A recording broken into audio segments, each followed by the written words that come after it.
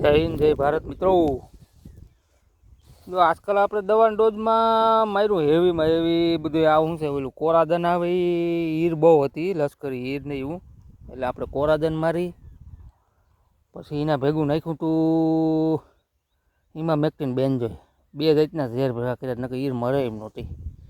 એટલે હવે આજ 3 દી થયા, હવે પણ હીર ક્યાંય જોવા જતી નથી. એટલે સાફ થઈ ગઈ હીર. આવો કોરાદન અને એમાં મેક્ટિન બેન્ઝોય બે ભેગા કરી અને માર્યા. ને હવે જો નવા પાંદડા છે ને, ક્યાંય ખાધલ નથી દેખાતા. આવા નવા પાંદડા જો આવે, નકર તો ગરડીની પાડા જેવી થઈ જતી હતી. હવે જો આ કુણે નવા પાંદડા નહીં રહે, પણ ખાધલ નથી ક્યાંય. જો આવા પાંદડા નહીં રહે નવા. નરવાઈ સારી છે. ને આપણે ફૂગનાશકમાં માર્યું હતું પ્રાયોગજર BSF કંપનીનું, એટલે સંજયભાઈ કોઈલી શિવ શક્તિ એગ્રોમાંથી લઈને મારી હતી. અને બાકી એક રોકવાનું તરીકે માર્યું હતું, ડાયમંડ આવે એ આપણે એ 3-4 જાતના ભેગા કરી અને માર્યા હતા. એટલે માંડવીમાં હાઈ ક્લાસનો રિઝલ્ટ મળ્યું. હીરે મરી ગઈ, રોકાઈ ગઈ, અને ફૂગનાશકમાં હજી આપણે ક્યાંય આમાં રાતળ બાતળ એવું કંઈ દેખાતું નથી. એ દવા સારો ડોઝ હાઈ ક્લાસ થઈ ગયો આ વરાપનો.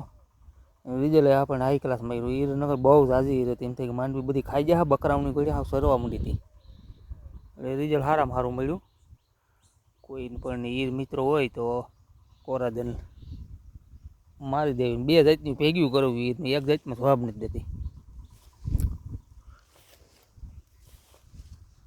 આગળ રોકવાની મારી એને તો પાછા ફોલ ઉગડે. જોવો તો ખરા, દાઢા બહુ બેઠા રહો. આમાં તમને દેખાડો હાલો. ઓહ, નીકળો દાઢો જ છે.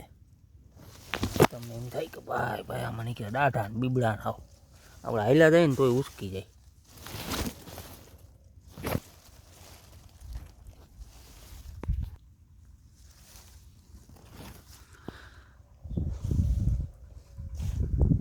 દાઢાની સંખ્યા બહુ વધારે છે, પોતથી વધારે છે. કારણ કે માણસ હવે પછી બહુ ઝાડવે થવા ન દે ને, રોકી દે સીધી. આમ જોવો તો ખરા દાઢા.